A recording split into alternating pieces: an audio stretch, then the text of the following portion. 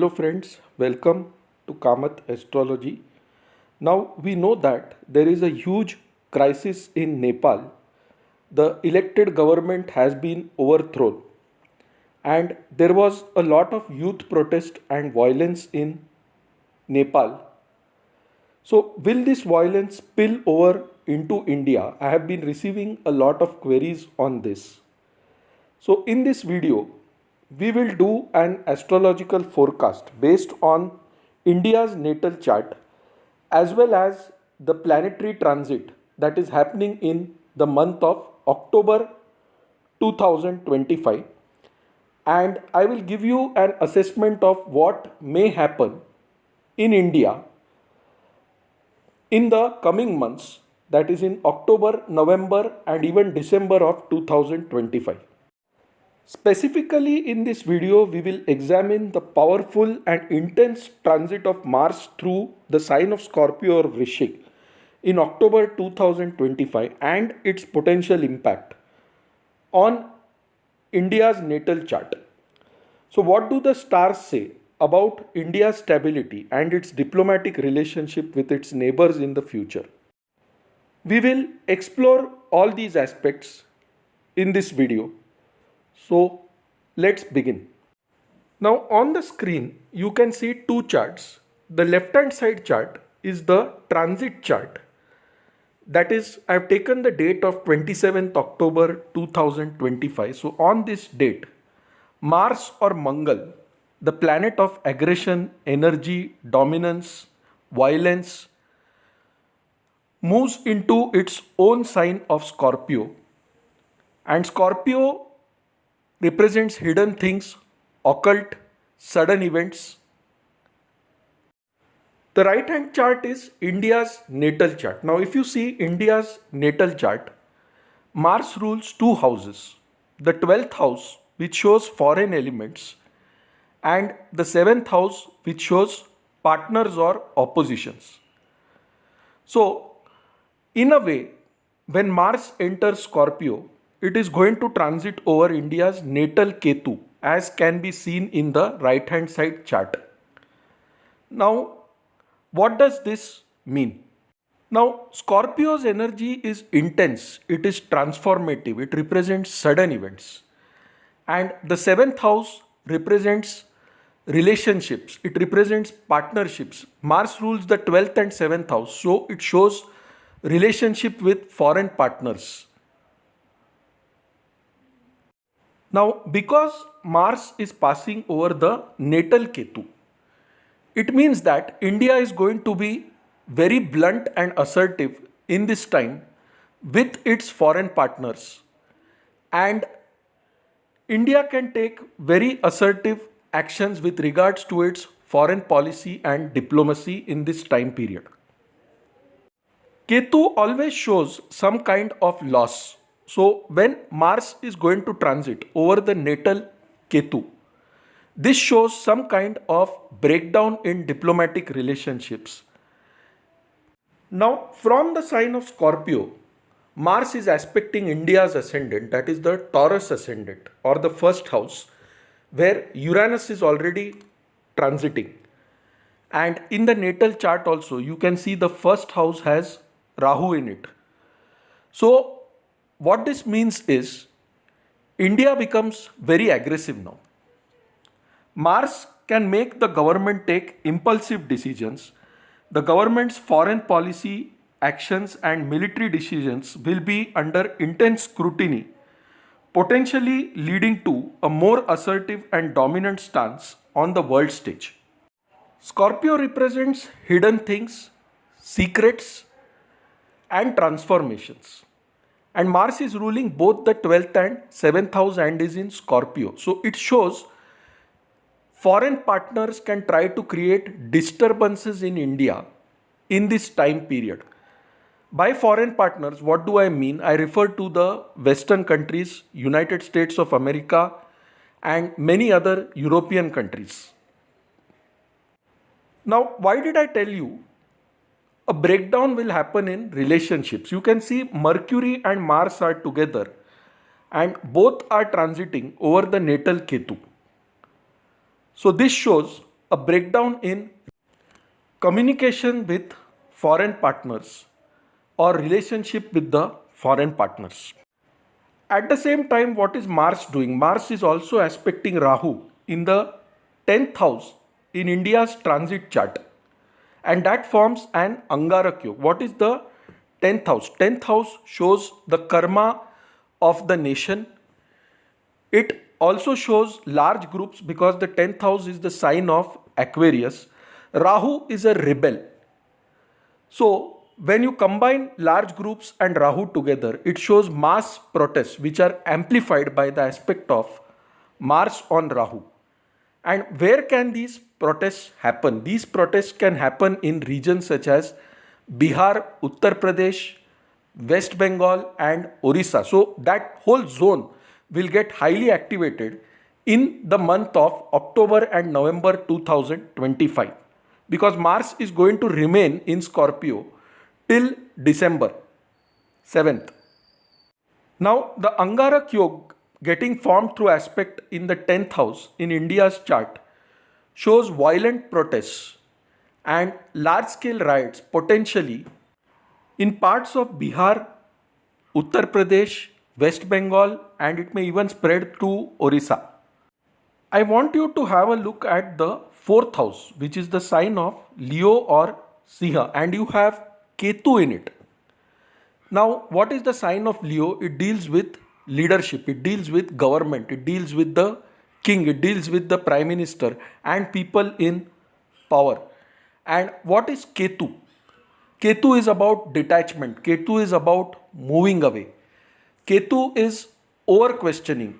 So what this means is with Ketu in Leo, people will start questioning the government. There will be dissatisfaction amongst the people over certain leadership policies or certain corruption scandals getting exposed. And that can lead to lot of problems within the country. So this is nothing but the eastern region and therefore here I have said Bihar, UP, West Bengal and Orissa because all these are the affected eastern regions. Ketu here creates discontent. Now what else do you see here? If you see India's natal chart, the right hand side chart, the 3rd house of Cancer, that shows India's borders, India's neighboring countries and it is ruled by the moon. Now in the transit chart, where has moon gone? Moon has gone in the sign of Sagittarius or Dhanu in the 8th house. So what is 8th house? 8th house is sudden events. It represents accidents. It represents transformations. So this shows that the situation on our border will transform suddenly. There will be some sudden event that can disturb us emotionally. Moon also represents our mind and emotions. So it clearly shows in this time a border incident or an incident caused by a neighboring country, possibly related to water, can disturb the nation emotionally in a big way. Transiting moon forms a Shadashtak with Jupiter, who is the 8th lord in India's natal chart. So you can see the 8th house is strongly activated and moon representing our borders being placed in the 8th house in the transit chart. The 8th lord in India's natal chart going into the house ruling its borders. That clearly shows border disputes or tensions coming up in this time period. Now, who is the 4th lord in India's chart? It is the sun. And in the transit chart, sun has gone into the sign of Libra. Libra is the sign of relationship and partnership. Sun is the government. 4th house is our homeland. So 6th house shows conflicts, disputes. This means government comes into a dispute in this time period. The relationship with the common people gets disturbed. 4th lord in 6th house shows some kind of enemy attack on our motherland, possibly in this time period, or some kind of disturbance that is created in this time period. Fourth lord shows peace, it shows homeland, and the fourth lord has gone into the sign of conflicts. In Libra, Libra shows relationships. So the government will face tough challenges in this time period with respect to the domestic situation in the country, especially in the eastern regions, like I explained earlier. Sun represents a popular leader. Transiting into the sixth house, it shows that the health of a popular leader will suffer in this time period. Mars is aspecting the 10th house, which shows our national image. Mars is aspecting Rahu here. This indicates that the government's foreign policy actions and military decisions will be exceptionally powerful and assertive during this transit. So, if provoked, India will now no longer be reactive, it will be proactive. India may suddenly conduct surgical strikes on places where it thinks terrorists are hiding, and this will be proactive, not reactive like before. Because Mars is aspecting Rahu in the 10th house, the potential for military action will be very high in this time period. Mars will bring a surge in our national pride and defense oriented sentiment in this time period.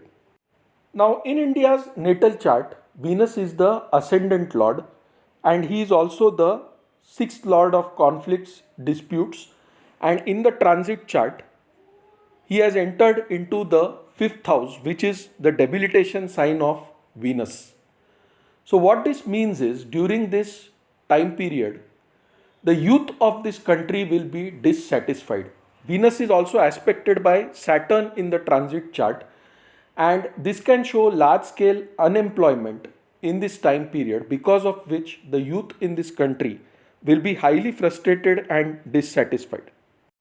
Now, let us look at Saturn. In India's natal chart, Saturn rules the 9th and 10th house. 9th house is about policies, it is about advisors, it is about dharma, religion, and 10th house is the karma and it shows masses or large groups.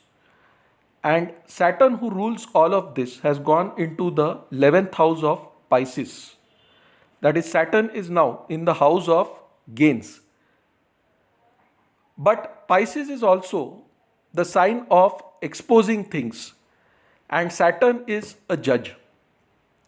So here Saturn brings out corruption scandals, and that goes a big way in infuriating certain leadership elements and creating problems in the country. Saturn transiting through Pisces can bring policy changes in banking, policy changes with respect to religious institutions, which will be for the good of the country in the long run. 11th house shows friends, Saturn shows restriction. So India's friend circle or support circle may be small in this time period, but India will definitely be very assertive in this time period. What else do you see? You see a Shadashtak 6-8 combination between Sun and Saturn in the transit chart, and that again shows a struggle between the government and the common people or the masses in this time period. So friends, the months of October, November will be very challenging for India. I see potentially disturbing situations in eastern part of India, especially Bihar, UP, West Bengal, Orissa, and countries like Bangladesh may also try to create problems in India in this time period. India may have to indulge in military actions, but like I said before, this is not going to be reactive, it will be proactive. And the Mangal Mahadasha of India also starts in September 2025. The Prime Minister is also running the Mangal Mahadasha currently. Mars is now in the seventh house of diplomacy, opposition, partnerships, aspecting India's ascendant, making India a very assertive and aggressive country in this time period. So, friends, to conclude, the Nepal crisis will not spill over into India immediately, but around the October time frame, you may expect this after October 15th, situation will slowly change.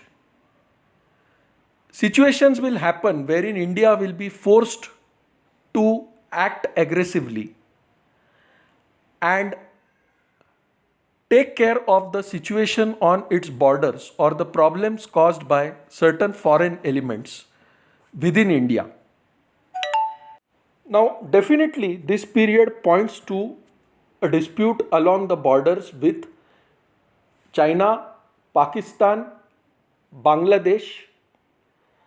One of these countries will definitely create problems for India, and India will have to act very aggressively in this time period, very swiftly in this time period. Now, coming back to the Nepal crisis, was it really only due to Gen Z protesting, the closure of Facebook, YouTube, and other social media channels, and large scale corruption in the country? Honestly speaking, I see a foreign hand here very clearly. There is a Western country involved, but I cannot name it due to YouTube restrictions. You can understand which country that is. And you can see a pattern that has happened over the last few years. So let us understand this pattern and look at the countries surrounding India. So first it started with Afghanistan, where the government was overthrown after the American forces left the country and Taliban took over. Then it happened in Myanmar, where the junta took over. After that, around April of 2022, it happened in Pakistan, where a no confidence motion was passed against Imran Khan. And in May 2022, we saw a collapse in Pakistan, where the military then took over. After that, we saw a crisis in Sri Lanka, where the government also collapsed. And then we saw a problem in Bangladesh in 2024. And now in 2025, you are seeing the situation similarly in Nepal. So there is a pattern to all of this. And it is very easy to decipher which country is behind all of this. In India also, there was an attempt to do this through the Shaheen Bagh events, like we all know. So friends, to conclude, India has to be very careful now. There will be disputes with its neighboring countries on its borders, and situations like those created in Nepal can also be orchestrated in India by such foreign Western nations. So Indian government has to be careful. The situation in the coming months, October, November, December, may require India to take certain military action, and India should go ahead with that. It should behave aggressively and defend its borders and territories, and also deal with those elements that try to create terror in India. So friends, I will conclude this video here. To know more about us, you can visit our website astroseva.tripod.com. To connect with us, you can email us at astrosevaworld@yahoo.com. So friends, thanks a lot. Bye.